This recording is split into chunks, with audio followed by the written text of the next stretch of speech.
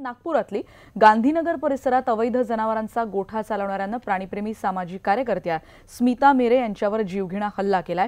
रस्त्यावर गाई म्हशी बांधतो म्हणून मिरेंनी गोठा मालक असलेल्या पिंटू यादव विरोधात तक्रार केली होती। रहिवासी परिसरात असलेल्या गांधीनगर भागात एका घरी पिंटू यादव ही व्यक्ती तिथे गोठा चालवत होती आणि त्यामुळे परिसरातल्या लोकांना प्रवासाला त्रास होत होता आणि याच संदर्भात त्या प्राणीप्रेमी कार्यकर्त्या स्मिता मेरे यांनी महानगरपालिकेकडे तक्रार केली।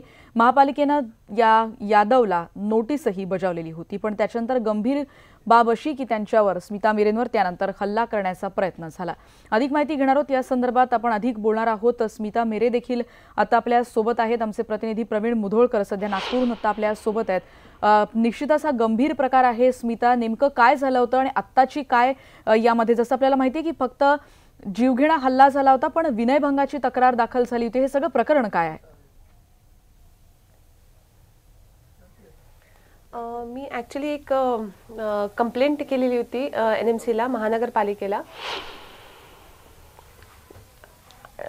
त्यामध्ये त्यांना नोटीसही देण्यात आलेली होती आणि त्याचा राग त्यांनी धरून बसलेला होता आणि त्याच्यामुळे त्यांनी माझ्यावर हा हल्ला केला। म्हणजे प्रत्येक वेळेला मी तिथनं म्हणजे सार्वजनिक रोड असल्यामुळे तिथनं जाणं येणं आमचं रोजचंच असायचं आणि तिथनं जाताना येताना तो सतत आमच्यावर कमेंट्स पास करणं किंवा आम्हाला छेडखानी करणं ह्या आधीच्याही तक्रार होत्या। 22 तारखेलाही मी त्यांनी असाच एक हल्ला केला होता, त्यांनी दगड मारले होते, कमेंट्स पास केलेल्या होत्या, तेव्हा मी अंबाझरी पोलीस स्टेशनला एक कंप्लेंट दिलेली होती। त्याच्यानंतरही पोलिसांनी त्याला फक्त समजावून सोडून दिलेलं होतं आणि काल तिथनं जात असताना अगदी रस्त्याच्या फुटपाथवर त्याच्या सगळ्या म्हशी बांधलेल्या होत्या आणि तो स्वतःही तिथे रस्त्याच्या मधोमध बसलेला होता। तो उठत नाही आणि गाडीचा तोल गेल्यामुळे आणि गाडी फार दूरपर्यंत फेकल्या गेली, मोठा अपघात झाला, त्याच्यामुळे मला दुखापत झाली। आणि त्याच्या विरोधात जेव्हा आम्ही बोलायला खाली उतरले त्याच्यानंतर त्यांनी त्याच्या घरच्या सगळ्या लोकांनी आणि त्यांनी मिळून मारपीट करणं चालू केलं माझ्यासोबत।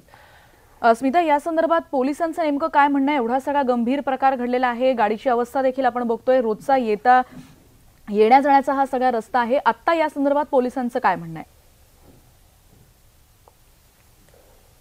पोलिसांनी त्याच्या विरुद्ध फक्त विनयभंगाचीच तक्रार नोंदवली आहे। जेव्हा की त्यांनी माझा जीव घेण्याचा प्रयत्न केला, त्यांनी गळा दाबण्याचा प्रयत्न केला माझा, याही आधी त्यांनी माझ्यावर दगड मारून किंवा असा काही रॉड्स फेकून आम्हाला मारण्याचा प्रयत्न केला। आजूबाजूच्या सगळ्या लोकांना तो असाच त्रास देत असतो, गुंडागिरी करत असतो आणि लोकांमध्ये ती दहशत निर्माण करत असतो की माझ्या विरोधात तुम्ही काही बोलू नका, जर तुम्ही बोलाल तर आम्ही असंच करू।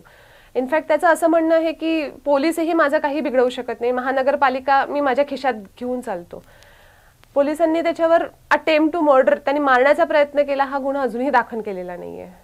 निश्चितच, आणि त्यामुळे तुमची मागणी असणार आहे यापुढे की याची गंभीर दखल घेण्याची गरज आहे। फक्त विनयभंगाचा नाही तर मारहाणीचा गुन्हा देखील दाखल होणं गरजेचं आहे। एखाद्या जीवावर उठणं हे देखील किती मोठा गुन्हा ठरू शकतो हे याची निश्चितच जरब बसणं गरजेचं आहे। धन्यवाद स्मिता, तुम्ही तुमची व्यथा मांडलीत आत्ता आमच्यापर्यंत आणि निश्चितच पोलिसांना ही मागणी आहे खरं तर न्यूज 18 लोकमतच्या माध्यमातून की या सगळ्या प्रकरणाची गंभीर दखल घेणं हे निश्चितच आवश्यक आहे, गरजेचं आहे।